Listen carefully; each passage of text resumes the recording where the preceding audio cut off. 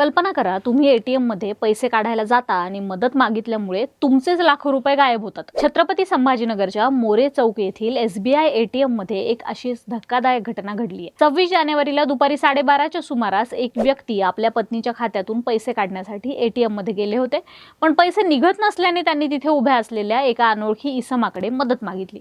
मदत करण्याच्या बहाण्याने त्या इसमाने एटीएम कार्ड हातात घेतलं आणि चतुराईने ते कार्ड बदलून टाकलं। काही वेळातच मोबाईलवर मेसेजेस येऊ लागले। आरोपीने 3 वेळा 10,000 रुपये आणि एकदा 75,000 रुपये काढत एकूण 1,15,000 रुपये खात्यातून उडवले होते। या प्रकरणी पोलिसांनी विकास सतीश करंजकर या 27 वर्षीय आरोपीला ताब्यात घेतला असून त्याने गुन्ह्याची देखील कबुली दिली आहे। हा आरोपी स्वस्तिकनगर वडगाव कोल्हाटी, त्याचं मूळ गाव मुडेगाव, तालुका अंबाजोगाई, जिल्हा बीड येथील आहे। लक्षात ठेवा, एटीएम मध्ये अनोळखी व्यक्तीकडून कधीही मदत मागू नका, नाहीतर तुमच्यासोबतही अशी फसवणूक होऊ शकते। अशाच महत्त्वाच्या अपडेट्ससाठी कार्यारंभ चॅनलला देखील फॉलो करा।